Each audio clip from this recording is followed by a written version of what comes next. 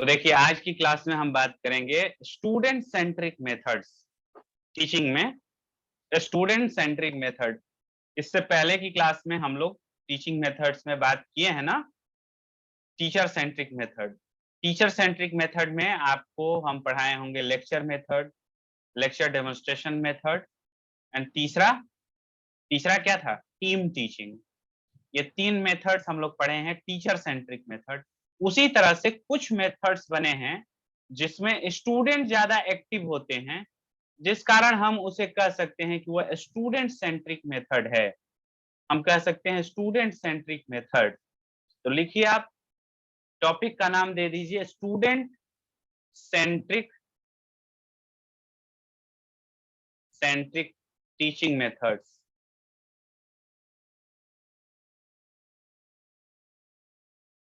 शिक्षार्थी केंद्रित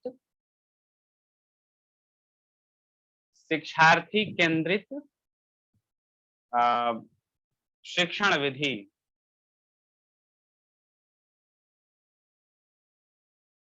शिक्षार्थी केंद्रित शिक्षण विधियां शिक्षार्थी पर केंद्रित है, यानी कि लर्नर सेंटर्ड है। इसका मतलब ये हुआ कि लर्नर उसमें ज्यादा एक्टिव होगा, उस प्रक्रिया में, उस तरीका में लर्नर ज्यादा एक्टिव होगा। टीचर का काम, मतलब मान के चलिए कि 10% टीचर का काम है तो 90% स्टूडेंट का काम है। उसमें स्टूडेंट को ही उसमें सीखना है, उस स्टूडेंट को ही आगे चलना है। तो इस प्रक्रिया में स्टूडेंट सेंट्रिक टीचिंग मेथड में सबसे पहला हम बात करेंगे असाइनमेंट मेथड। आज बोर्ड का स्ट्रक्चर बदल गया है, कुछ पता नहीं, और अपने ही बदल जाता है। पहला लिख लीजिए असाइनमेंट मेथड।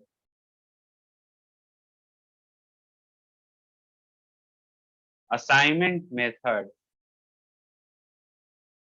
इसको हम क्या कहेंगे हिंदी में, कह लेंगे अधिनाश्य अधिन्यास अधिन्यास कार्य अधिन्यास कार्य विधि, ऐसे कह सकते हैं। और आप देखिए कोई कोई इसे प्रोजेक्ट मेथड भी कहता है। प्रोजेक्ट मेथड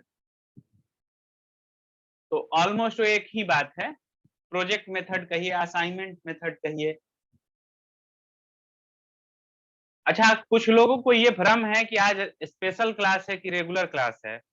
ये भ्रम मैं दूर कर दिया था, ग्रुप में मैसेज कर दिया था कि आज रेगुलर क्लास यानी टीचिंग में एप्टीट्यूड की क्लास चलेगी। तो कुछ लोग इसलिए भी ज्वाइन नहीं किए होंगे, तो ये भ्रम अब जिनका पाला होगा उनका छूट रहा है। आइए देखते हैं कि असाइनमेंट मेथड क्या होता है। देखिए, असाइनमेंट मेथड का मतलब ये हुआ कि असाइन करिए टास्क। टीचर इस प्रक्रिया में पूरे सिलेबस को खंड खंड में बांट देता है और पायलट लेवल पर टीचिंग करा करके, पायलट लेवल पर समझा करके, असाइनमेंट का मेथड बता करके, तौर तरीका बता करके कि असाइनमेंट लिखा कैसे जाता है, असाइनमेंट का कैसे काम किया जाता है, और ये देखा जाता है कि विद्यार्थियों की रुचि किसमें है, उसको डिस्ट्रीब्यूट कर दिया जाता है स्टूडेंट्स के बीच में टॉपिक को। और टॉपिक को डिस्ट्रीब्यूट करने के बाद उनसे उस पर काम सर्वे करने के लिए, उस पर पायलट स्टडी करने के लिए कहा जाता है, इंस्ट्रक्शन देकर कि जाओ ये काम करके आओ। जैसे उदाहरण के लिए आप ये समझिए कि जैसे मान लीजिए कि उच्च शिक्षा में अगर हम असाइनमेंट मेथड के थ्रू अगर टीचिंग कराते हैं, तो टीचर आपको ये कहेगा कि इस विषय से जितनी भी किताबें लाइब्रेरी में हैं, जाइए उसका साइटेशन बनाकर आइए। जैसे मान लो कि कोई एक टॉपिक है, जैसे टीचिंग एंड, चलिए टीचिंग मेथड, टीचिंग एप्टीट्यूड है, तो असाइनमेंट मेथड में ये करा दिया जाए कि बांट दिया जाए कि 1800 से लेकर 1900 तक जितनी किताबें टीचिंग मेथड्स, टीचिंग एप्टीट्यूड पर लिखी गई है, आप ढूंढ करके आइए। पहले लाइब्रेरी में ढूंढिए, इंटरनेट पर ढूंढिए और सबका साइटेशन तैयार करके आइए। पायलट स्टडी क्या है मैं बता चुका हूं।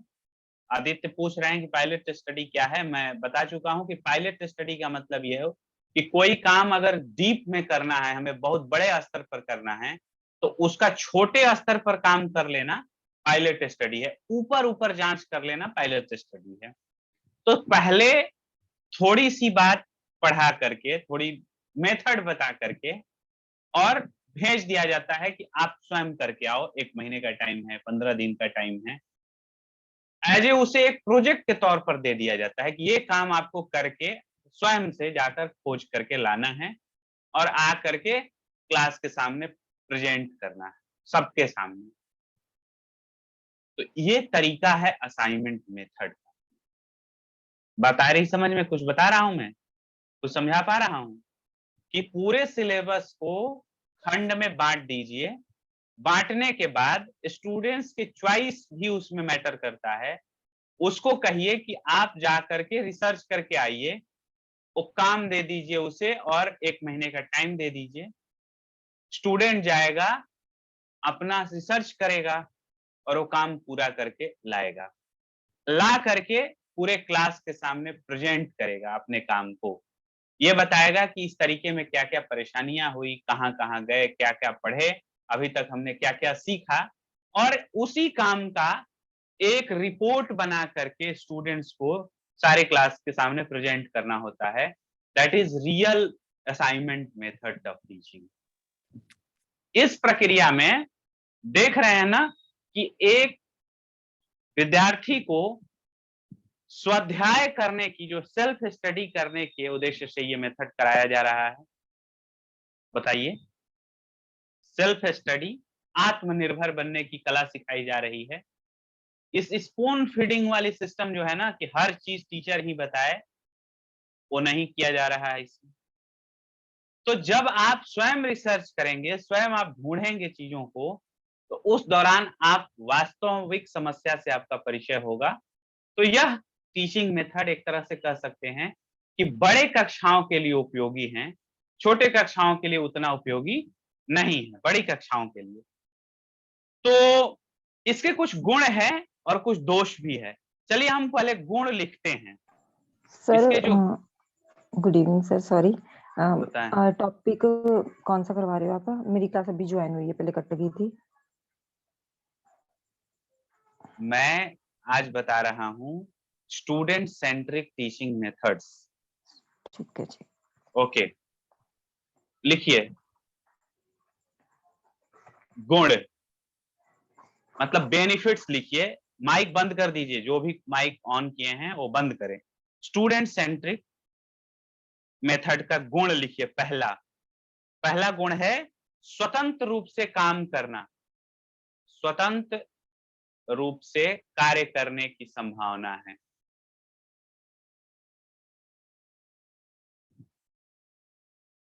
अगर विद्यार्थी स्वयं ढूंढेगा जा करके, तो उसे अनेक मतलब ब्रॉड सेंस में जाकर के ढूंढेगा तो उसे फ्रीडम मिलेगा, और फ्रीडम मिलेगा तो वास्तविक ज्ञान की प्राप्ति करेगा। जब देखिए कोई चीज पके पकाई मिल जाए ना, बने बनाई खीर मिल जाए, तो बड़ा आनंद आता है खाने में। लेकिन चावल दिया जाए, दूध दिया जाए, चीनी दिया जाए, मेवा दिया जाए और कहा जाए कि बना कर खाओ, या जाओ ये सब जुटा कर लाओ और फिर बनाओ फिर खाओ, दोनों के स्वाद में अंतर होगा, दोनों के मजे में अंतर होगा। होगा कि नहीं बताइए? तो हर चीज अगर मैं करवा दूं या टीचर करवा दें, वो खीर बने बनाई दे दिया गया, लेकिन आप चावल जुटाइए तो पता करिए कि खीर के लिए कौन सा चावल अवेलेबल है, फिर पता करिए कि दूध कितना क्या है, सब खुद से पता करके खीर बनाएंगे या लाएंगे, खाएंगे तो वो ज्यादा मुझे लगता है कि खीर बनाने सीख जाएंगे। वास्तव तो ये वही बात है। असाइनमेंट मेथड में इस तरीके से पढ़ाया जाता है। तो जब इस तरीके से पढ़ाया गया, तो एक बात बताइए, फ्रीडम मिल रहा है ना? उस फ्रीडम में मस्तिष्क जब आप फ्री रहेगा तो आप बहुत कुछ सीखेंगे, क्योंकि स्ट्रगल जब करेंगे तो स्ट्रगल करने के दौरान अनेक चीजों की जानकारी आपको मिलेगी। जिस चीज के बारे में आपको बिल्कुल पता नहीं था, परेशानी क्या है, नया क्या हो रहा है, ढूंढेंगे तो पता चलेगी। तो एक पहला इसका लाभ हुआ कि स्टूडेंट को फ्रीडम मिलता है काम करने का, कार्य करने की, स्वतंत्र रूप से कार्य करने की संभावना है, और जो वास्तविक ज्ञान की तरफ ले जाता है। उसके बाद स्वाध्याय, स्वाध्याय स्वाध्याय के प्रति, स्वाध्याय या ऐसे होगा, स्वाध्याय,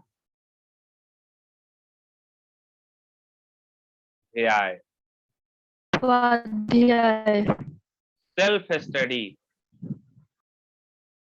सेल्फ स्टडी करना ही वास्तविक स्टडी होती है भाई। सेल्फ स्टडी से ही बहुत कुछ सीखते हैं हम। तो देखिए सेल्फ स्टडी की इसमें संभावना बढ़ जा रही है। उसके बाद प्रयोग और वैज्ञानिक दृष्टिकोण, प्रयोग और साइंटिफिक दृष्टिकोण यानी वैज्ञानिक दृष्टिकोण का विकास होता है। वैज्ञानिक दृष्टिकोण का विकास,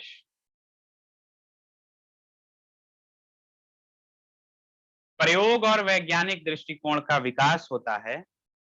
ठीक है, बच्चे शुरू से ही प्रॉब्लम सॉल्विंग नेचर के होते हैं।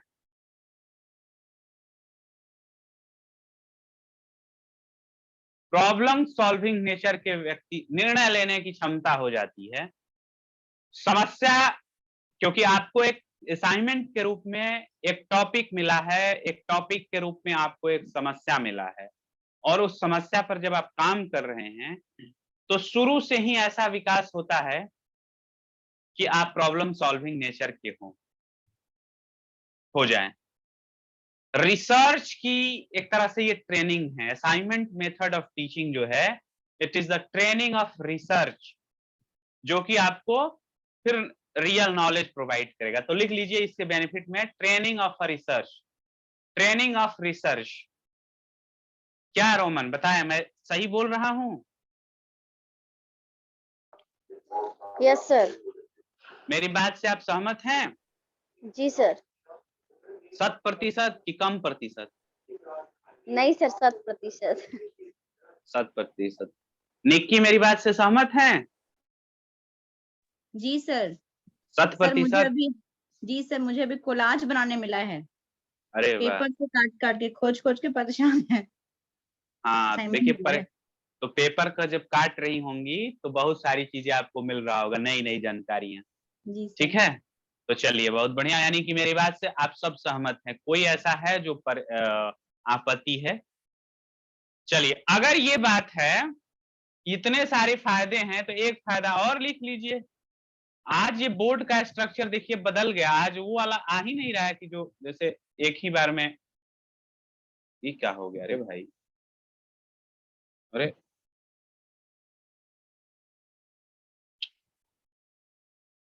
ये नया अपडेट हो जाता है ना। देखिए टेक्नोलॉजी अपडेट कर लिया आपने आपको, अब मेरे लिए समस्या है। अब मिटाओ इनको ऐसे ऐसे। और उसमें था कि एक इस टच कर देते थे, फटाक से ये हो जाता था। खैर, तो मैं क्या, लास्ट वाला पॉइंट क्या था जरा बता दीजिए, 5वां या 6ठा? Training of research. पांचवा था। अच्छा, अभी 6ठा लिखिए। क्रिएटिविटी यहाँ पर आती है। क्रिएटिविटी समझ रहे हैं ना? क्रियात्मक, सृजनात्मक, सृजनात्मक क्षमता। सर। हाँ, सृजनात्मक क्षमता, क्षमता का विकास, सृजनात्मक क्षमता का विकास होता है इससे, और क्रियात्मक भी बनाता है। ये तो बात सही ही बोली ये भारती, क्रियात्मक भी बनाता है। लेकिन क्रिएटिविटी का मतलब हुआ सृजनात्मक। क्रिएटिविटी कैपेसिटी यानी क्रिएटिव कैपेसिटी का डेवलपमेंट होता है बच्चों में। ये इतने सारे इसके आप गुण देख रहे हैं। हर बच्चे को अलग अलग टास्क दिया जाता है। एक बात बताइए, जब हर बच्चे अलग अलग टास्क करके पूरा करेंगे अपना काम, और आ करके क्लास के सामने प्रेजेंट करेंगे, तो एक लिमिटेड टाइम में एक बहुत बड़ा सिलेबस कवर कर पाएंगे कि हम नहीं? बोलिए। इसलिए इसमें थोड़ा समय भी जो है बचता है। अच्छा, जब एक बात अगर फायदे ही गिन रहे हैं तो इसमें टीचर को ज्यादा मेहनत नहीं है, तो टीचर पर लोड कम है, ये एक फायदा के रूप में देख सकते हैं। बताएं अजीत जी, अगर ये बात है तो एक ये देख सकते हैं इस रूप में कि टीचर पर लोड कम है। वर्कलोड कम है, लेकिन ऑब्जर्वेशन उसको तो करना ही होगा सर, असेसमेंट उसका करना होगा बच्चों का। हाँ, ये भी बात है। तो ये नहीं कहा जा सकता है कि वर्कलोड कम है, असेसमेंट तो इवैल्यूएशन करना ही होगा। तो मुझे लगता है कि इसको छोड़ देना चाहिए, हटाइए इसको, क्यों लिखे वर्कलोड टीचर पर, कहाँ कम। ये तो इसके कुछ गुण हो गए। आइए अब हम देखते हैं कि इसके कुछ हानि भी है। हानि कह रहा हूं तो आपको क्या समझना है? जब भी मैं हानि कहूं किसी चीज का, हानि कहूं तो क्या? बहुत बढ़िया, या कमी, लिमिटेशन समझना है, सीमाएं। दोष दोष कहूं ड्रॉबैक, ड्रॉबैक, लिमिटेशन समझिए ना कि ये इसकी क्षमता का लिमिटेशन है। पहला लिमिटेशन में पहला, छोटे बच्चों के लिए उपयोगी नहीं, not suitable for junior class, not suitable for junior class. छोटे बच्चों के लिए कैसे उपयोगी है? दे दीजिए उसको टास्क, वो कर पाएगा? भाग जाएगा। वो कहाँ करेगा? नॉट एट ऑल, वो नहीं कर पाएगा। बच्चे तो पढ़ना ऐसे ही पसंद नहीं करते हैं, तो वो कहां से कर पाएगा भाई? मुझे नहीं लगता है कि करेगा। बच्चों को स्पून फीडिंग ही चाहिए, बच्चों को रटवाना ही पड़ेगा। तो असाइनमेंट मेथड, पहली बात कि मेमोरी लेवल के टीचर्स टीचिंग, मेमोरी लेवल के क्लासेस में सुटेबल नहीं है। लिख लीजिए, एक लिमिटेशन है कि छोटे बच्चों के लिए यानी मेमोरी लेवल के स्टूडेंट्स के लिए उपयोगी नहीं है। चलिए, अच्छी बात है। उसके बाद जो दूसरा इसका दोष देखा जाए, दूसरा दोष देखा जाए, एक ये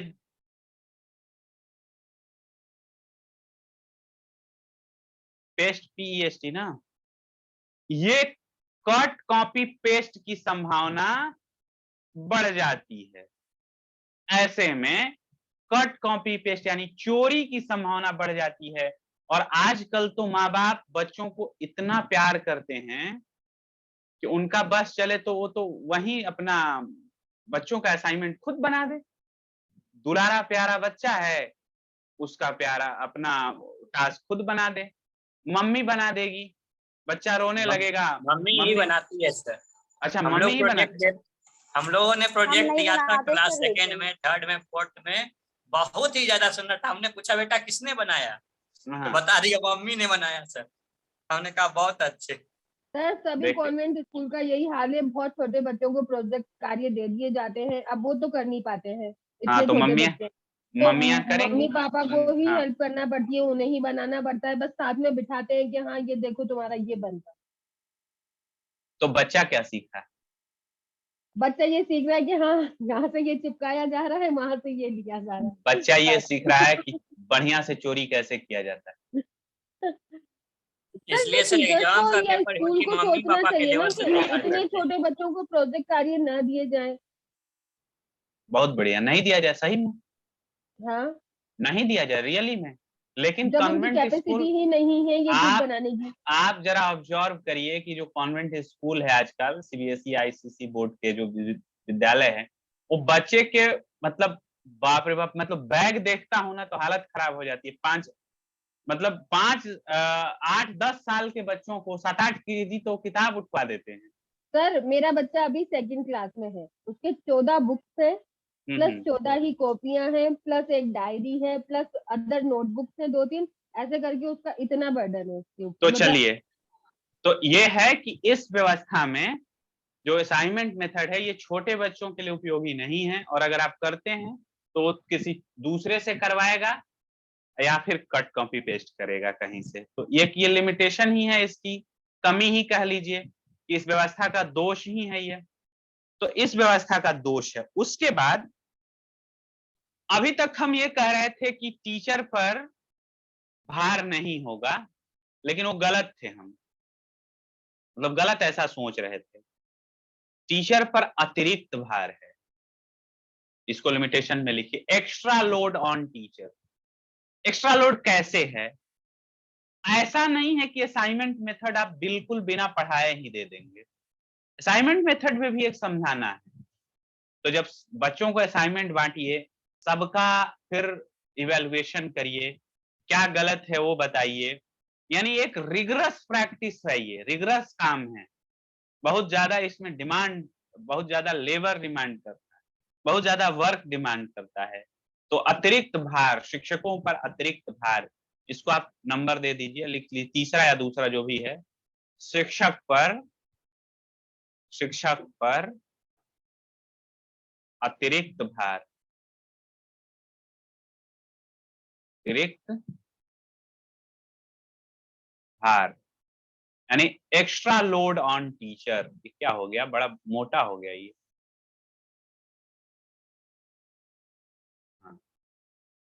तो एक्स्ट्रा स्लाइड भी वहीं से आएगा, आए, लेफ्ट साइड में देखिए एक प्लस का साइन, वहां से नई स्लाइड आते जाएगी। अच्छा यहाँ से, हाँ वहीं से नई स्लाइड आएगी। टेक्स्ट, नोट, शेप, इमेज, ये सब किस पे, नोट्स पर? नोट्स पे, हाँ नोट्स वाले पे। नहीं नहीं, ये नोट बनाने के लिए है ये। चलिए खैर, हम अभी देखेंगे बाद में। क्या हो गया, नोट हटाओ।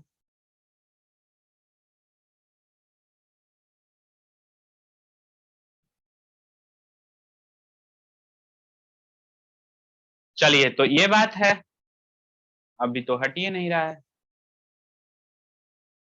चलिए कोई नहीं, कंट्रोल जेड कर दीजिए।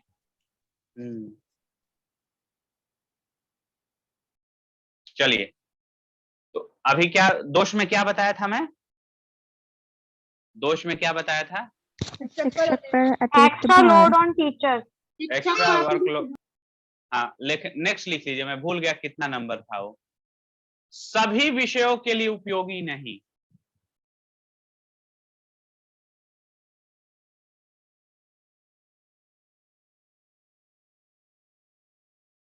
Not suitable for every subject. जैसे मान लीजिए लिटरेचर का सब्जेक्ट है, यहां एक्सप्लेनेशन, डिस्क्रिप्शन देना होता है। अब आप बच्चों को ही दे दीजिए कि जाओ तुम ही इसकी आलोचना लिख कर लाओ, तो ठीक है भाई, बच्चे अपने तरीके से लिखेंगे, कहीं से जाके कॉपी पेस्ट कर देंगे। उसमें शिक्षक के विचार, शिक्षक के एक्सप्लेनेटरी पावर वगैरह सब देख, एबिलिटी जो है वो देखना होता है, वो सब समझना होता है। तो सभी विषयों के लिए उपयोगी या नहीं है, सभी विषयों के लिए उपयोगी नहीं है, इसको एक लिमिटेशन ही कह सकते हैं।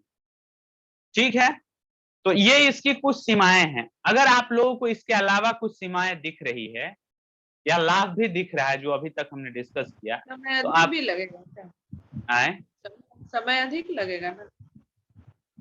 समय, देखिए दोनों बात है, समय अधिक नहीं लगेगा, समय ठीक है, वो उतना हो जाएगा। एक और है, एक और बात है, हाँ एक बात है, मेरे बोल लेने दीजिए। इसमें ज्यादा, हाँ बोलूं?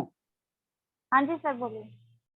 देखिए, जब पूरे सिलेबस को आप खंड खंड में बांट दे रहे हैं और एक टॉपिक एक बच्चे को दे रहे हैं, तो इस बात की संभावना ये है कि बच्चे केवल उस टॉपिक में एक्सपर्ट, मतलब वो सीख पाएगा ज्यादा, बाकी जो उसको नहीं मिला वो तो नहीं सीख पाएगा, दूसरा टॉपिक नहीं सीख पाएगा।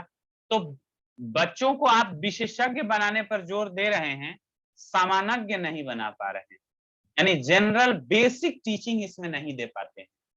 यानी बेसिक जो रूट है टीचिंग का, जो रूट है एजुकेशन का, वो असाइनमेंट मेथड से आप नहीं दे पाएंगे। प्रैक्टिकली सोचिए ना कि अगर मुझे पढ़ा की क्लास में ये मिल गया कि आप इस टॉपिक पर काम करिए, तो फिर बाकी सारे टॉपिक पर जनरल आइडियाज हमको एक कम संभावना है कि लगेगा।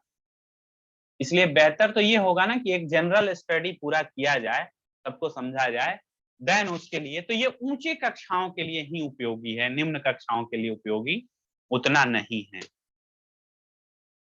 बस। और हाँ बताएं आप क्या बोल रही हैं? सर मैं ये बोल रही थी कि इसमें क्या निरंतर जांच की भी जरूरत होगी या ज्यादा संसाधनों की जरूरत होगी? संसाधन की जरूरत तो होगी ही, क्योंकि अगर लैब वगैरह का सब्जेक्ट है तो उसमें लैब की जरूरत पड़ेगी, बच्चों को फील्ड वर्क भी करना होगा, तो संसाधन की जरूरत तो है ही, प्रॉपर गाइडेंस की जरूरत भी तो है। सर इसमें लिमिटेशंस में नहीं आ सकते ये चीज? लिख लीजिए ना, कौन ये लिमिटेशन तो हो ही सकता है ये कि इसमें ज्यादा तो सर ये संसाधन की जरूरत। खर्चीली हो गई ना, खर्चीली हो गई, कर सकते हैं, खर्चीली भी हो गई। तो ये एक लिमिटेशन है कि हाँ ये अधिक अधिक व्यय होता है इस बिल्कुल, ये भी आप एक लिमिटेशन के रूप में लिख सकते हैं कि व्यय है, खर्चीली है और यह ज्यादा संसाधन की डिमांड करती है। तो ये दैट्स ऑल। ये जी बताएं, बताएं। और सर जो ये मैं जांच के लिए बोल रही हूँ कि निरंतर इसमें जांच की जरूरत होगी, वो हो सकता है क्या? निरंतर जांच की जरूरत मतलब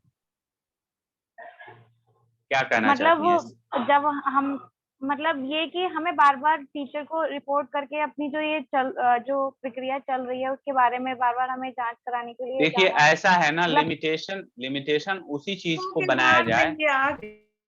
लिमिटेशन उसी चीज को बनाया जाए जो वास्तव में लगे कि लिमिटेशन है।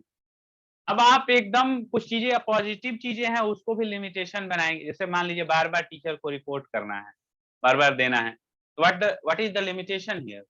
तो ये क्या, इसमें गलती क्या है, इसमें कमी क्या है? कमी तो कुछ नहीं दिख रहा है।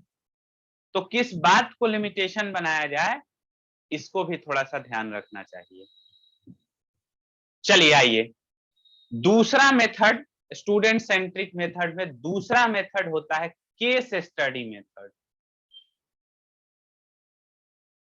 Case study method, case study method को आप हिंदी में भी केस स्टडी लिख लीजिए, केस स्टडी मेथड, विधि जो भी, केस स्टडी मेथड को आप भी केस स्टडी मेथड ही लिख लीजिए।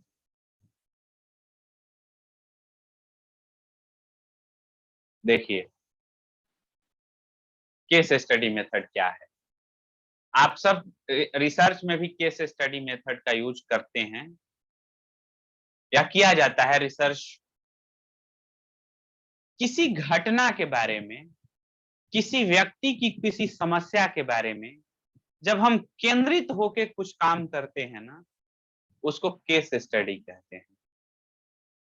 केस स्टडी का मतलब हुआ किसी घटना के बारे में। सर इसे घटनोत्तर विधि तो नहीं कहते? नहीं, इसको सर व्यक्ति अध्ययन। केस स्टडी का मतलब यह होता है किसी एक यार क्या ये हो रहा, केस स्टडी का मतलब होता है कि किसी एक घटना के बारे में या किसी एक व्यक्ति पर या एक घटना पर आधारित आप जब अध्ययन कर रहे हैं उसको कहा जाता है केस। इसीलिए इसे व्यक्तिगत अध्ययन विधि भी कहते हैं, यानी इंडिविजुअल स्टडी करते हैं। एक और चीज है केस स्टडी में, एक बात और है, इससे कहिए कि आप कैसे कराइएगा केस स्टडी। तो किसी बच्चे के सामने कुछ प्रेजेंट किया जाता है, कोई घटना दी जाती है, कोई एक विशेष घटना, कोई एक इवेंट का डिस्क्रिप्शन दिया जाता है। आप मान के चलिए ना, किसी घटना के बारे में हमें बता दिया गया और उस इवेंट के बारे में आपको रिसर्च करना है। जैसे किस परिस्थिति कोई उत्पन्न किया जाए, शिक्षार्थी के समक्ष, विद्यार्थी के समक्ष कोई परिस्थिति उत्पन्न किया जाता है, कोई समस्या उत्पन्न की जाती है, कोई कहानी प्रस्तुत कर दिया जाता है, कुछ फिल्म दिखा दिया जाता है, कुछ फिगर दिखा दिया जाता है और उस पर उसके विचार, उस पर सोचने की, निर्णय लेने की क्षमता जब जांच किया जाता है, that is called case study method. Just example से समझिए, कि क्या मैं कहने जा रहा हूं। केस स्टडी मेथड हम करें, केस स्टडी मेथड हम करें। चलिए आइए, केस जी स्टडी सर। मेथड ये हुआ। देखिए यूपीएससी के सिलेबस में केस स्टडी से मेथड से सवाल पूछे जाते हैं। आपको एक प्रॉब्लम दिया जाएगा, उस प्रॉब्लम के बारे में आपको निर्णय लेना है। उस निर्णय में आप क्या लेंगे आपको दिखाना है। वास्तविक समस्या जैसा कोई समस्या दिया जाएगा। एक समस्या मैं आप सबके सामने उत्पन्न कर रहा हूं, एक घटना का। करूं? बताएं। जी सर। जी सर। जी सर। मान लीजिए कि आप सिविल सर्विस की तैयारी कर रहे हैं या असिस्टेंट प्रोफेसर की तैयारी कर रहे हैं। इस तैयारी के दौरान आप अगर मतलब जोड़ लीजिएगा, लड़का या लड़की, मेल फीमेल दोनों की बात कह रहा हूं, कि आपको किसी से प्रेम है। लड़का है तो किसी लड़की से प्रेम है, और लड़की है तो किसी लड़का से प्रेम है। और आप लोगों ने तय कर लिया है कि शादी जब हम नौकरी हो जाएगी तब हम कर लेंगे। नौकरी हो गई, चलिए लड़का पर करते हैं। लड़का, नौकरी हो गई, लड़का बड़ा खुश था कि मेरी बात घर वाले मान लेंगे। घर जाकर बताया तो मां बोली लड़के की, अगर नाम भी ले लिए ना उस चुड़ैल से शादी करने का, तो देख लो ये पॉइजन, ये जहर, या फिर मैं सुसाइड कर लूंगी। मां बोली कि अगर उस चुड़ैल से शादी का नाम भी ले लिए अगर, तो मैं शायद सुसाइड कर लूंगी। लड़की से आकर बताया वो लड़का कि देखो माँ का ये स्टैंड है। तो लड़की बोली कि अगर रिजेक्ट किए ना, मना किए ना, तो मैं सुसाइड कर लूंगी। एक लड़के के रूप में आप क्या करेंगे? बात खत्म हो गई, केस हो गया, एक केस सामने मिल गया। आपका आप निर्णय जानना चाहते हैं? कोई पुरुष वर्ग के हैं, कोई पुरुष क्या करेगा? सर अगर हम होते, मतलब हम मैंने होते, पुरुष होती तो हाँ अगर हम होते तो हाँ, माँ हाँ। को ही कन्विंस कर। नहीं, माँ बोल रही कि देखो ये है, ये हाथ में देखो पॉइजन गोली और सल्फास उल्फास खरीद के रख ली हूं, अगर तुमने शादी का हाँ किया तो मैं सुसाइड करूंगी। अच्छा चलिए थोड़ा इसको और बनाते हैं कि लड़का लड़की के साथ चला गया घर खुशी में कि देखो माँ यही है तुम्हारी होने वाली। लड़की वहीं खड़ी है, माँ बोल रही है कि इस चुड़ैल से अगर कहोगे शादी का तो मैं जो है सुसाइड कर लूंगी। तो लड़की बोली कि ठीक है, अगर माँ की बात माने तो मैं सुसाइड कर लूंगी। लड़का क्या कर लेगा? लड़का के पास कोई ऑप्शन नहीं है। वो माने ये मत कहिएगा कि मैं खुद सुसाइड कर लूंगा, लड़का नहीं कहेगा कि खुद सुसाइड। सर वो ये शादी तो नहीं सब, करेगा। रुक जाइए, ये तो सबसे मतलब घटिया लो लेवल का उत्तर हुआ ना कि लड़का कहे कि मैं भी सुसाइड कर लूंगा। सर नहीं, तो वो ये ऐसे कहेगा कि सिचुएशन में, ऐसे केस में, इस घटना में आप क्या निर्णय लेंगे? इस तरह का सवाल है। सर मैं बोलूं? पुरुष को बोलने दीजिए, रुक जाइए। अच्छा ठीक है। विवेक क्या करेंगे आप? कन्विंस करने की कोशिश करें। किसको? माँ को। माँ को? Yes sir. माँ जिद पर है कि नहीं करोगे तो देख लो। तो लड़की को? लड़की आपका मेहनत, लड़की के सहयोग से आपकी जॉब हुई है। नमक नमक हरामी करेंगे? जिसका नमक खाए उसी के साथ ये करेंगे? सर माँ ज्यादा देर तक गुस्सा नहीं रह सकती है, तो माँ कन्विंस हो जाएगी अगर माँ को थोड़ा सा इमोशनली। लड़की बोल रही है कि जल्दी एक्सेप्ट करो मुझे, जल्दी हाँ बोलो, नहीं तो मैं सुसाइड कर रही हूँ। कोई हाथ ऑप्शन में ही उसे- नहीं है क्या सर? बाद में तो अंत में माँ का ही बात मानना होगा ना। अच्छा ये करेंगी, ये डिसीजन है आपका? Yes yes. अच्छा और कोई? लड़की की तरफ जाएंगे सर। अच्छा माँ को छोड़ देंगे? माँ ने पैदा किया, पाला पोसा बड़ा, यही करेंगे? 4-5 साल की लड़कियां तो बहुत मिल जाएगी, माँ एक ही मिलेगी। माँ मर जाएगी तो फिर माँ नहीं आएगी। पत्नी तो मतलब उसके बाद भी कोई बन सकती है। सर वेट, मैं वेट करूंगी, माँ मान जाएगी। माँ मान जाएगी, वेट करूंगी। सर माँ एक्चुअली मदर की बात कुछ ऐसी होती है कि उसको कन्विंस करना थोड़ा इजी हो जाता है। जी, लेकिन अच्छा किसी ने लिखा है कुंवारे रह जाएंगे सर, काहे डरवा रहे हैं लड़कों की ऐसी दुविधा से। अरे बाप रे, कुंवारे रह जाएंगे। लिखा है आदित्य ने। नहीं, ऐसा करेंगे आप? सर माँ बाप का गुस्सा बाद में पिघल जाता है, वो मान जाता है। नहीं मैम, अगर माँ अड़ नहीं जाए नहीं, तो फिर अरे भाई नहीं। ये एक चीज तो और है ना, ये ऐसा विषय है ना, सब लोग इस पे डीलिंग लंबा लंबा दे सकते हैं। जब वास्तव में ऐसी बन जाएगी ना तो हालत खराब हो जाएगी, ध्यान रखिएगा। जी सर, जी बड़ा सर। कहना आसान है। तो अब मतलब दुर्भाग्य या सौभाग्य के मिश्रण से मैं भी अभी तो कुंवारा हूं, तो अब मेरे से भी पूछेंगे कि क्या करेंगे। हो गया हाँ, सर, आप ही सोल्यूशन बता कहना दीजिए। चाह रहे थे, हम कहना भी चाह रहे थे कि सर आप सर होते आप बोलिए, सर हो आप गया बोलिए। मतलब, अरे इसका कोई एक उत्तर नहीं है, और इसका उत्तर कोई सिचुएशनल है, क्या मैं बताऊं अभी। और परीक्षा के दृष्टिकोण से अगर आएगा तो ठीक है, जो लोग आप लोग जो बोल रहे हैं उसमें कुछ निर्णय अच्छे हुए। मतलब किसी ने कहा कुंवारे रह जाएंगे, सबसे घटिया लेवल का उत्तर। किसी ने कहा कि लड़की की तरफ चले जाएंगे, सबसे घटिया लेवल का उत्तर। किसी ने कहा कि छोड़ देंगे, वो भी घटिया लेवल का उत्तर। बीच का रास्ता कुछ ना कुछ तो होता ही है। और ये मैं आपके सामने एक घटना का ब्यौरा दिया, ऐसे ही घटना जो है दिया जाता है। और ये कौन है? ऐसे सवाल एसएससी में लेवल का आंसर कहाँ गया? घटिया लेवल था, प्रदीप बता सर। दो। हाँ, विवेक का उत्तर भी घटिया लेवल का था, और मेरा भी अगर उत्तर होता तो आप उसको भी घटिया लेवल का कह सकते थे। लेकिन ऐसा है, ये इन सारे सवालों को कहते हैं नैतिक दुविधा। सुनिए अब एक बात, इसको कहते हैं, हो गई बात। अब अच्छा आप निकल जाइए, आप लोग उस संवेदना वगैरह से।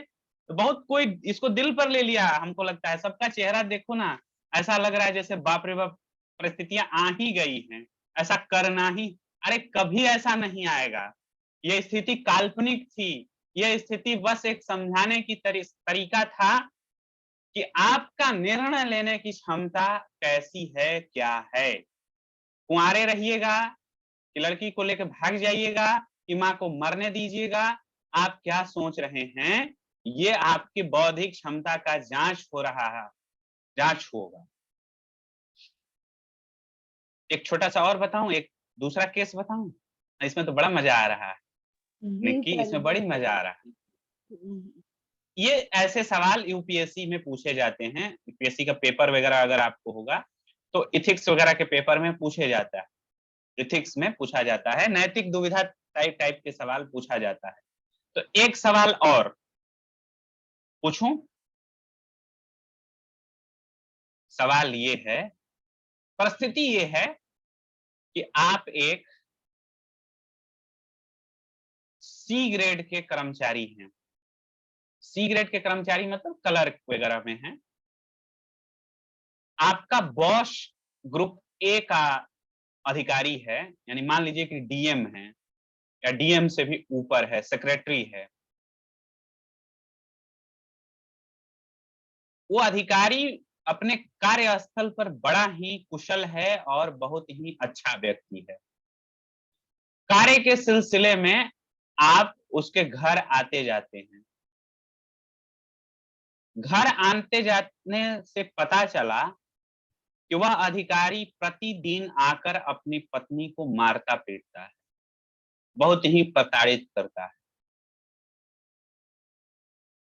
आपको ये भी पता चला कि दोष उस अधिकारी का ही है, उस पत्नी का कुछ दोष नहीं है। लेकिन कार्यस्थल पर वह व्यक्ति बहुत बढ़िया परफॉर्म कर रहा है, वो आपका बॉस है, उस आपकी नौकरी उसी के हाथ में है। एक जागरूक नागरिक और एक संवेदनशील व्यक्ति होने के नाते आपका यह भी कर्तव्य बनता है कि समाज में कुछ बुरा हो रहा है और कोई घुट-घुट के जी रहा है तो आप उस पे चुप नहीं रहेंगे। आप इस सिचुएशन में क्या करेंगे?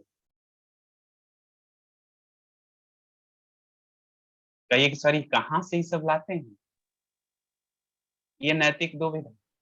आप करेंगे महिला थाने वगैरह में। तो अधिकारिया नाप देगा, आपको सस्पेंड कर देगा, उसको पता चलेगा ना। तो ग्रुप सी के हैं आप, ध्यान रखिए, उसी के हाथ में आपकी नौकरी है। तुरंत ऐसा नापेगा ना कि हालत खराब हो जाएगा, तो सर केस उसकी उस भी कर मानवता तो देगा। नहीं भूल सकते ना कि वो अपनी पत्नी के साथ, मतलब उसकी जो वो कर रहा है आपराधिक हम्म, दंडनीय कार्य ही कर रहा है ना, वो तो हम्म। नहीं भूल। तो तो नेता हम बन तो जाइए, अपना स्टेप नौकरी क्यों लेंगे, कर रहे हैं? हम तो अपना स्टेप लेंगे। अच्छा, आप क्या करेंगी? हम तो या फिर ये सोशल मीडिया हम्म, किसी दिन जाके उनकी वीडियो बना लेंगे और डाल देंगे। उसके बाद आपकी नौकरी बचेगी? तो आपका भी 2 आज बाल बच्चा है। अच्छा, ऐसा है ना, 2 बाल बच्चे आपके भी हैं, ये भी एक जोड़ लीजिए कि 2 बाल बच्चे आपके भी हैं, पत्नी आपकी भी है, आप भी अपना पेमेंट से घर चलाते हैं। हो गई बात खत्म।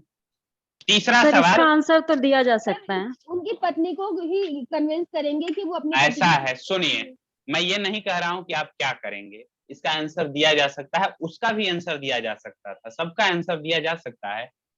नॉन आंसरेबल थोड़े होता है नैतिक दुविधा के प्रश्न। नैतिक दुविधा के प्रश्न से आपके मस्तिष्क के निर्णय लेने की क्षमता, स्टैंड लेने की क्षमता, अगर वास्तविक समस्या ऐसा, अच्छा ये समस्या हो सकता है कि नहीं आम जीवन में? हो सकती है सर। होता होता है, ही होगा। हाँ, होता है सर। और वो वाला भी होता होगा जो मैं पहले वाला बताया था। हाँ सर, वो भी होता है। मम्मी मेरी कहती है कि देखना करो फंसा ना ले। हाँ सर। ठीक ना? तो खैर, तो वो भी होता है।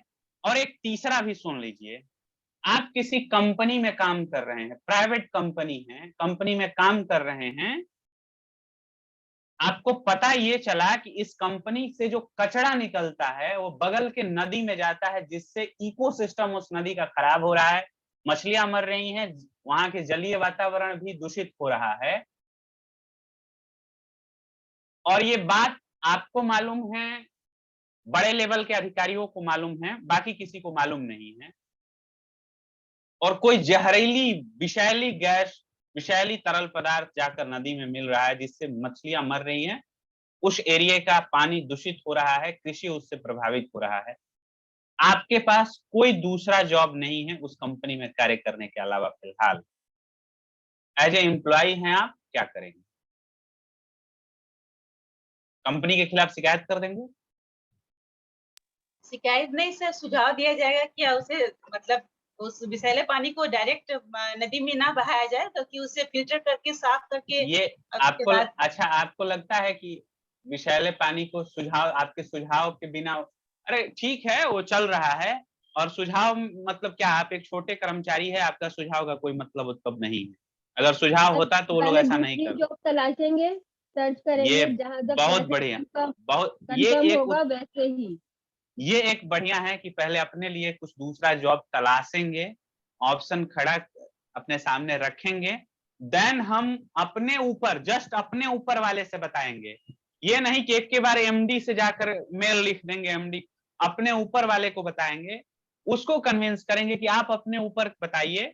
आप अगर इससे भी बात नहीं है तो हर कुछ पर्यावरणविद होते हैं जो इन्वायरमेंट प्रोटेक्ट करने वाले कुछ कार्यकर्ता, एक्टिविस्ट होते हैं, पर्यावरण विशेषज्ञ, उनसे जाके उनसे संपर्क करेंगे, सूचना देंगे कि ताकि इकोसिस्टम बचाना भी, इन्वायरमेंट को प्रोटेक्ट करना भी आपकी फंडामेंटल ड्यूटीज है। खैर, बात हो गई। ये तीनों परिस्थितियां उत्पन्न करके मैं आपसे केस स्टडी के बारे में बताया कि केस स्टडी में ऐसे ही कुछ घटना का डिस्क्रिप्शन आपके सामने दिया जाता है, जिस पर आपका मत और आपके निर्णय लेने की क्षमता की जांच की जाती है। इस व्यवस्था में लाभ ये है कि वास्तविक समस्या से जूझने और वास्तविक समस्या जब आने पर निर्णय लेने की जो क्षमता है वो विकसित हो सके। नोट कर लीजिए इसे। केस स्टडी माध्यम में, केस स्टडी से वास्तविक समस्या समाधान में, रियल प्रॉब्लम सॉल्यूशन में हेल्प मिलता है, रियल प्रॉब्लम सॉल्यूशन में हेल्प मिलता है। निर्णय लेने की क्षमता का विकास होता है, निर्णय लेने की क्षमता का विकास होता है, संवेदना की जांच होती है, नैतिक दुविधा की बात बता करके संवेदना की जांच होती है। जैसे देखिए, संवेदना की जांच हो गई ना, विवेक की संवेदना की जांच हो गई, आदित्य की संवेदना की जांच हो गई कि कितने संवेदनशील है। तो ये एक प्रैक्टिकल जब समस्या आ जाती है उसको निर्णय लेने में आप कैसा मदद करेंगे, कैसे क्या करेंगे, उस बात की जानकारी लग जाती है कि व्यक्ति क्या करेगा निर्णय लेने में। चलिए, इसके भी कुछ दोष है, ये तो इसके गुण है, ये सब तो इसके गुण है। इसके दोष क्या है? दोष यह है, सर एक बार गुण और बोल दीजिए। रियल गुण क्या प्रॉब्लम क्या में हेल्प मिलती है और संवेदनाओं की जांच होती है और क्या बताया था जी? निर्णय लेने की क्षमता का विकास। हाँ, समस्या रियल समाधान। वास्तविक समस्याओं का समाधान करने में मदद मिलता है और संवेदना की जांच होती है।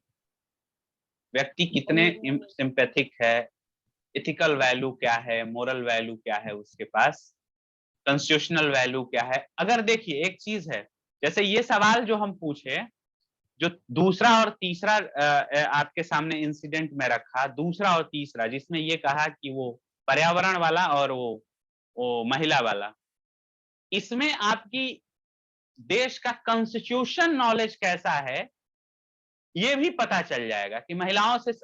अब इसमें जैसे ये हो सकता है, जो महिला वाला है स्थिति, उसमें ये हो सकता है कि आप उस महिला को चुपके से किसी के माध्यम से भी चाहे तो कुछ कानूनी उपाय बता सकते हैं कि देखिए ये आपके पास कानूनी उपाय है, आप इसका प्रयोग कर सकती हैं, आप स्वयं एक्सपोज करिए तो ज्यादा बेहतर होगा। और एक तरीका ये भी हो सकता है कि चूंकि साहब से आपका थोड़ा सा बेहतर संबंध है, तो साहब का जब कहीं मूड ठीक हो, ऐसा हो, तो देखिए व्यक्ति ही हैं, बाघ तो है नहीं, तो आप इस बारे में थोड़ी बातचीत शुरू करें, तो हो सकता है कि साहब भी कुछ बताएं जो सच आपको पता नहीं है, दोनों पक्ष की जानकारी आपको नहीं है। और अगर बात साहब देखे कि आप बेहतर बातचीत कर रहे हैं, तो उन्हें ये बता सकते हैं, मतलब कुछ निर्णय निकल सकता है, या फिर उस महिला को आप कानूनी कुछ उपाय बता सकते हैं किसी तरीके से। तो अगर आपसे लिखने के लिए बोला गया और ऐसे उपायों को लिखेंगे, तो ये पता चलेगा ना कि आप महिला उत्पीड़न से संबंधित जो कानून है उसकी जानकारी आप रखते हैं। बताइए, पर्यावरण वाले से अगर ऐसा आपको पूछा जा रहा है, तो ये भी पता चलेगा कि आपको भी पर्यावरण से संबंधित जागरूकता है, कौन है, क्या है, किस एक्ट के माध्यम से। जैसे हमारा ये फंडामेंटल ड्यूटीज है कि इन्वायरमेंट को प्रोटेक्ट करें। तो अगर आपसे कोई ये सवाल पूछ रहा है इस नैतिक दुविधा का, और अगर ये आप कह रहे हैं कि हमारा मौलिक कर्तव्य है, तो आपके उत्तर में जान आएगा। क्या मैं कुछ समझा पा रहा हूं, बेहतर कह पा रहा हूं आपसे?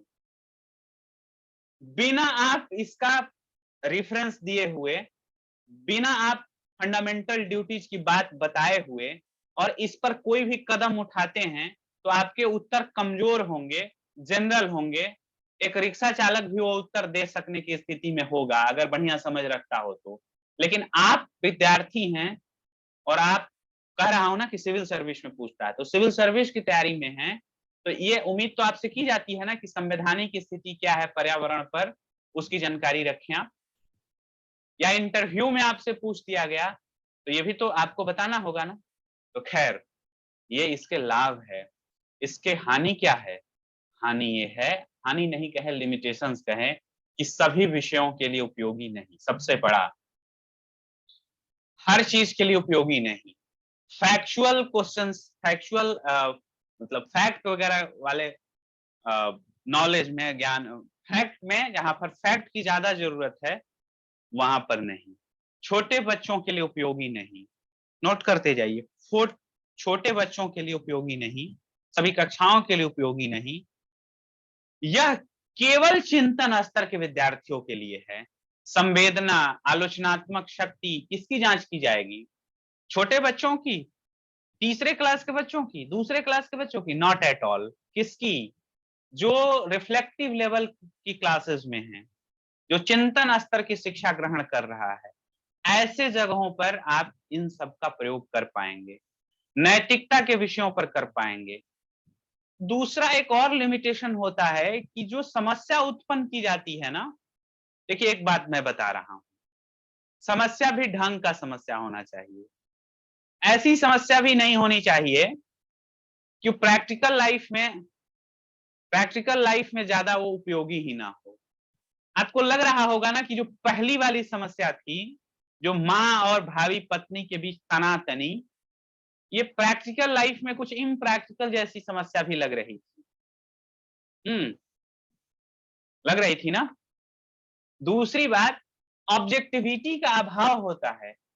ऐसे जगहों पर निर्णय लेने की क्षमता जो है, तो ठीक है सबका अलग अलग है, लेकिन ऑब्जेक्टिविटी का अभाव है। सबका एक मत नहीं होगा, और जो भी मत होगा उसमें कुछ ना कुछ खामियां अवश्य आएंगी।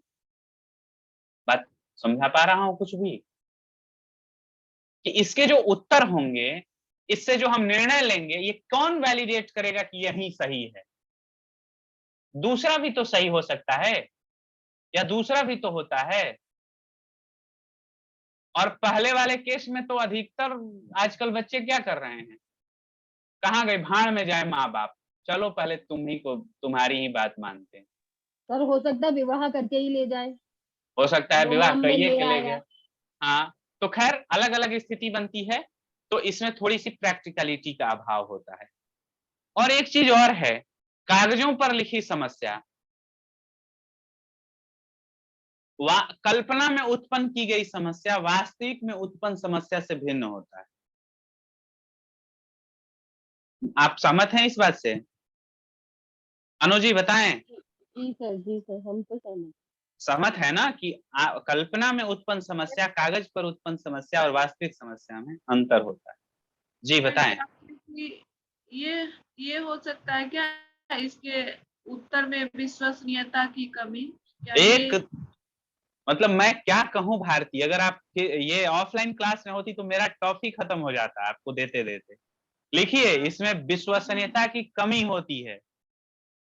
यह चिंतन स्तर के विद्यार्थियों के लिए ज्यादा उपयोगी है। यह एक मतलब इस विधि का उपयोग रिसर्च में ज्यादा किया जाता है, या नैतिक दुविधा की जांच करने में ज्यादा किया जाता है। छोटे बच्चों के लिए उपयोगी नहीं। खैर हो गई बात, आगे बढ़ जाएं। सुषमा कुछ बोलना चाहती हैं आप? आगे बढ़ें।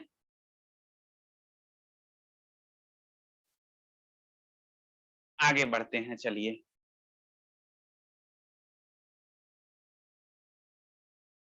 तीसरा लिखिए ह्यूरिस्टिक मेथड। जरा ये बढ़िया है, समय है ना अभी हमारे पास। तीसरा मेथड जो है लिखिए heuristic method. Heuristic method HEURISTICS,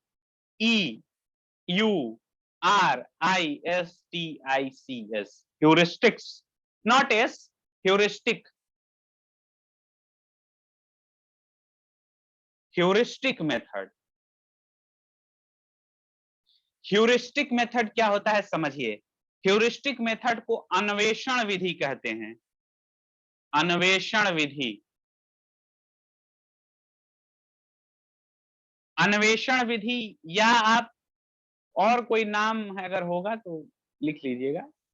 अरे ह्यूरिस्टिक मेथड, खोजी विधि। खोजी विधि। अनुमानी विधि।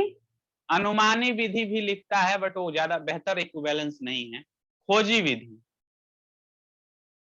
अनुमानी विधि मुझे अच्छा नहीं लगता है। ये अनुमानी का मतलब वो तो थोड़ा हाइपोथेटिकल चीज है। ऐसे लिख लीजिए, अच्छा लगने या ना लगने से। मान लीजिए परीक्षा में दे दिया, कहिएगा कि सर को अच्छा नहीं लग रहा था, तो मेरे अच्छा लगने या नहीं लगने से ज्यादा क्या ये है, लिख लीजिए अनुमानी विधि। भाई ये भी तो बात है कि हिंदी में बहुत अटर पटर भी देता है। ह्यूरिस्टिक मेथड, एक वाक्य लिखिए, करके सीखो। Learning by doing.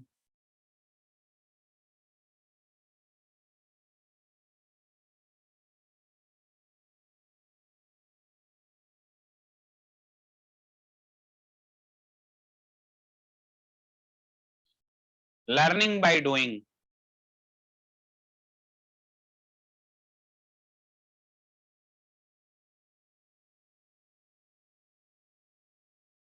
करके सीखो। बात पता चल गई होगी कि मैं कहना क्या चाहता हूं। देखो किसी चीज के बारे में ये सब बताने से, लिखवाने से, थियरी बताने से, सैद्धांतिक बातें करने से हम ज्यादा कुछ सीखते होते नहीं। हम जब करके सीखते हैं ना रियल फील्ड में, तो ज्यादा सीखते हैं और रियली सीखते हैं। आप समझाते समझाते थक जाइएगा ना कि पेड़ पर चढ़ना खतरनाक है, नहीं मानेगा, चढ़ा के गिरा दीजिए, मान जाएगा। पर एक बार चढ़ने दीजिए, गिरेगा तो मान जाएगा। तो जो करके सीखते हैं ना, वास्तविक में वही होता है ह्यूरिस्टिक मेथड। H.E. आर्मस्ट्रॉन्ग का नाम आप लोगों ने सुना होगा। H.E. आर्मस्ट्रॉन्ग, पूरा नाम कोई बता सकता है? मुझे नहीं मालूम है अभी। H.E. आर्मस्ट्रॉन्ग नहीं मालूम है तो लिख लीजिए H.E. आर्मस्ट्रॉन्ग। H.E. आर्मस्ट्रॉन्ग नाम का शिक्षा शास्त्री जो है, इसको इस विधि के बारे में बताया था कि हम वास्तव में खुद से जो करके सीखते हैं ना, आत्मनिर्भर बन के सीखते हैं ना, समस्या का खुद ही समाधान ढूंढते हैं ना, तो ज्यादा मजबूत और टिकाऊ होता है। वो ज्यादा टिकाऊ विधि है, वो टिकाऊ में विधि है। वो करके सीखो। एक बात आपको मैं बता रहा हूं, बढ़िया बात बताऊं। बात ये है, आप लोग ध्यान दिए होंगे कि छोटे बच्चे बड़ा ही लाइट वेट पकड़ने की बड़ा चेष्टा करते हैं। जैसे अगर दिया हुआ जलता है तो उसको पकड़ने की, बल्ब जल रहा है तो उसको पकड़ने की कोशिश करते हैं। जी सर जी। आप बार बार हटाते हैं, उसे मना करते हैं। थोड़ा सा कभी छुआ दीजिएगा। एक बार हमारी बिटिया ने छू ली थी सर। हाँ, तो उसके बाद नहीं छूती होगी अब। नहीं, फिर अब उस हमें समझ में आया कि वो डरती, तो जैसे कोई उधम करती तो हम चिमटा गरम करके डराते हैं तो डर भी जाती। क्या बात है, बहुत बहुत जबरदस्त जबरदस्त, एकदम बहुत बढ़िया। क्योंकि डांटने मारने से हाँ। तो उचित नहीं है ना सर बार बार। हाँ, बार बार डांटना नहीं है।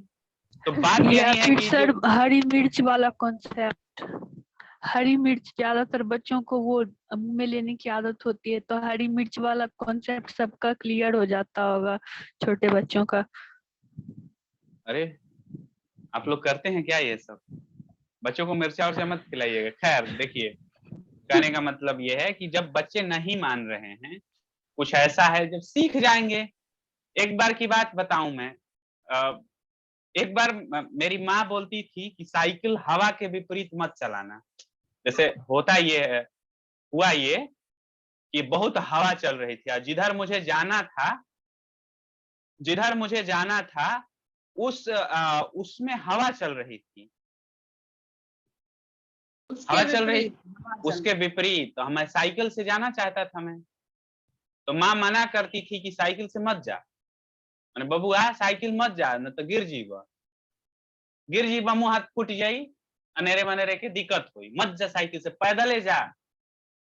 तो 3 किलोमीटर जाना था, छोटे बच्चे थे, फोन सुनने, दादाजी का फोन आने वाला था कोलकाता से। तो गांव में फोन नहीं हुआ करता था, उस जमाने की बात बता रहा हूँ, छोटा था बहुत। तो गांव के 2.5-3 किलोमीटर दूर एक व्यक्ति ने बूथ एस्टेब्लिश किया था, वहां पर फोन आता था। तो दादाजी समय दे देते थे कि संडे को 8 बजे, इतवार के 8 बजे कर फोन कर बाजी हो।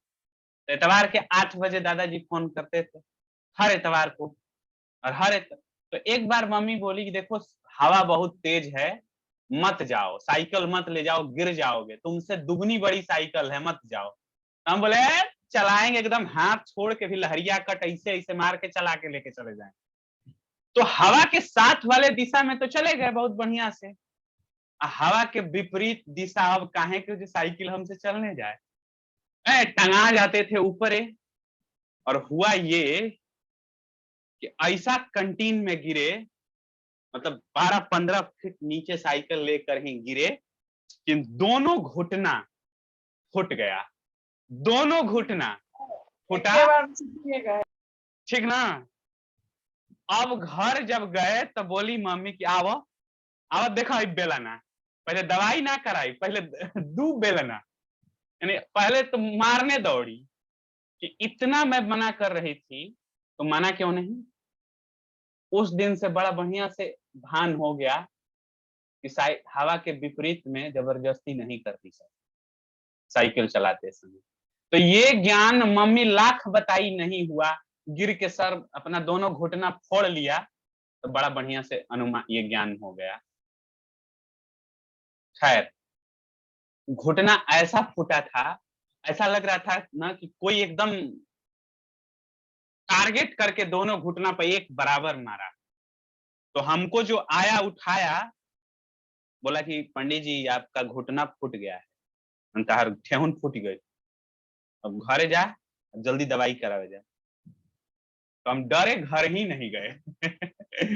2-3 घंटा बाद गए, जब फोन वोन बंद हो गया तब गए। लेकिन अब कितना छुपाइएगा, तो पहले मम्मी कूटी तब दवा के लिए भेजी। तो खैर, समझ पाए मेरी घटना से, करके सीखो। इसलिए ह्यूरिस्टिक मेथड यही कहता है कि व्यक्ति जो करके सीखता है ना, वही वास्तविक ज्ञान वही होता है। बात समझ में आई?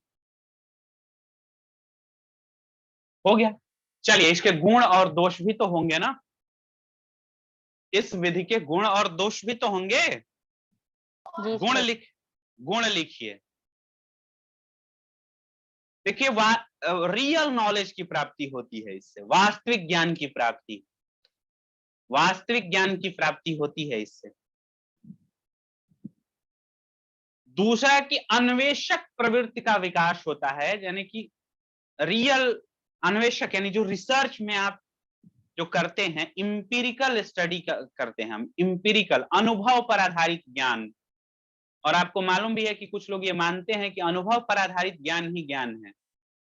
इंपीरिकल स्कूल वाले ये मानते ही हैं कि अनुभव पर आधारित ज्ञान जो है वास्तव में वही ज्ञान है, बाकी सब ज्ञान बेकार है। तो अनुभव पर आधारित ज्ञान की प्राप्ति इससे की जाती है। ठीक है, जहां स्पिरिट ऑफ इंक्वायरी लिख लीजिए, स्पिरिट ऑफ इंक्वायरी, जांच की भावना का विकास होता है, जांच की भावना का विकास, spirit of inquiry, spirit of inquiry.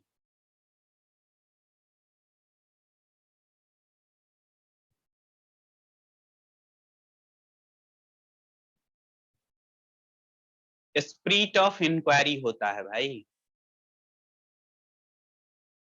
लिख लिया आप ये बात? सर इसका हिंदी क्या बोले?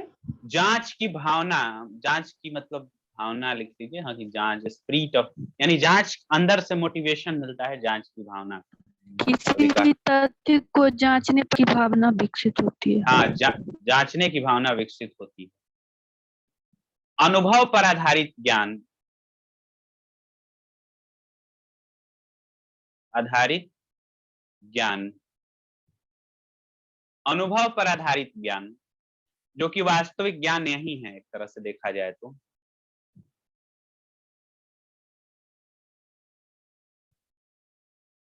सेल्फ स्टडी को बढ़ावा देती है, ऐसा? हाँ, लिख सकते हैं, प्रयोग एंड सेल्फ स्टडी लिख लीजिए। देखिए, एक बात है, मैं केवल आपको रास्ता दिखा रहा हूं, ये मैं ऐसा नहीं कर रहा हूं कि इतने ही गुण है, और भी गुण हो सकते हैं, परीक्षा में पूछने वाला आपको और भी। इतना मैं उदाहरण दे करके ये सब बातें बता रहा हूं जिससे आपके मस्तिष्क के सारे दरवाजे खोल रहा हूं। ठीक है, तो आप भी अपना मस्तिष्क का प्रयोग करिएगा कि ह्यूरिस्टिक मेथड क्या है। और अगर पूछेगा तो 2 सवाल इससे पूछ सकता है। पहला, ह्यूरिस्टिक मेथड किसने दिया था? तो H.E. आर्मस्ट्रांग ने दिया था। और दूसरा कि उसका सर एक बार फिर से चैट देखिए किसी ने लिखा है, देखिए, Henry Edward Armstrong, Henry Edward Armstrong, H.E. Armstrong लिख लीजिए ये।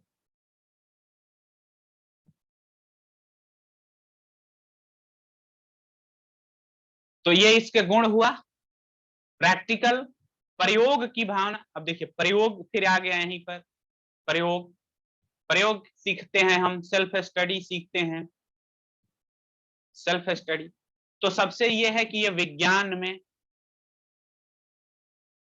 प्योर साइंस में, प्योर साइंस के लिए बेहद उपयोगी है, प्योर साइंस के लिए बेहद उपयोगी है। तो ये इसके कुछ गुण हुए। लिमिटेशंस पर बात करते हैं और ये बात करके आज की कक्षा यहीं समाप्त कर देते हैं। लिमिटेशंस लिखिए, लिमिटेशंस। लिमिटेशंस पहला, सभी विषयों के लिए उपयोगी नहीं है, सभी विषयों के लिए उपयोगी नहीं, के लिए उपयोगी नहीं, सभी तरह के ज्ञान के लिए उपयोगी नहीं। यानी इस विधि में तो रेशनलिज्म को खारिज कर दे रहा है ना, तर्कवाद को कहाँ खारिज कर दे रहा है। मतलब इसमें करके सीखेंगे, सब कुछ करके सीखेंगे तब पता चलेगा ना। तो शराब पी कर देखेंगे तब पता चलेगा ना कि ये नशा होता है, पीना पड़ेगा ये जानने के लिए। यानी कि गुटखा खा के पता करना पड़ेगा कैंसर होता है। क्या नुकसान है गुटखा खा के। तंबाकू से कैंसर होता है तो पहले 1 साल पहले तंबाकू पिएंगे, सिगरेट। हर बात के लिए प्रमाण मांगता है, हर बात के लिए प्रमाण, यानी लॉजिक को इग्नोर कर रहा है। कहां से संभव है कि हर चीज करके सीखो। सबसे बड़ी बात, तंबाकू से कैंसर होता है, ये बात जानने के लिए आपको 1-1.5 साल पहले तंबाकू का सेवन करना पड़ेगा, कैंसर करवाना पड़ेगा। कैंसर अगर नहीं हुआ तो फिर रिजेक्ट कर देंगे इस ज्ञान को कि नहीं होता है। तो खैर, ये इसकी दोष है, ये इसकी सीमाएं हैं, छोटी कक्षाओं के लिए उपयुक्त नहीं है, छोटी कक्षाओं के लिए उपयुक्त नहीं है, सभी विषयों के लिए उपयुक्त नहीं है। रेशनलिज्म को खारिज करता है, तर्कवाद को खारिज कर रहा है। सभी तरह के ज्ञान भी इससे नहीं पता लगाया जा सकता है। जैसे इतिहास का ज्ञान, इतिहास का ज्ञान आप कहेंगे कि अरे कर्क हमने तो देखा नहीं, हमने तो किया नहीं, हमने तो सोचा सुना नहीं, ये नहीं होगा। करके कैसे सीख, इतिहास जैसे विषयों का अध्ययन कैसे करेंगे आप, कर पाएंगे क्या? नहीं ना। लॉजिक वगैरह का तो मतलब ये जानने के लिए कि कुत्तों के 4 पैर होते हैं, दुनिया के सारे कुत्तों को देखना पड़ेगा। No sir. तो ज्ञान मतलब ज्ञान की परंपरा में, ज्ञान प्राप्ति के संबंध में दो ब्रांच है, how to acquire knowledge. We have rationalism also and we have empiricism also. So this method focus only on empirical point of view, that is based on practice and performance. The other side of the system of gaining knowledge is rejected in this method. Is it clear? So this is the limitation of this method. तो मुझे लगता है कि आज की कक्षा यहीं समाप्त किया जाए, और आप लोगों ने 1-1.5 घंटा, नॉट 1.5 घंटा, 1 घंटा से ऊपर ही मुझे इतना प्रेम से इतना देर तक सुना। आप सब प्रशंसा के पात्र हैं।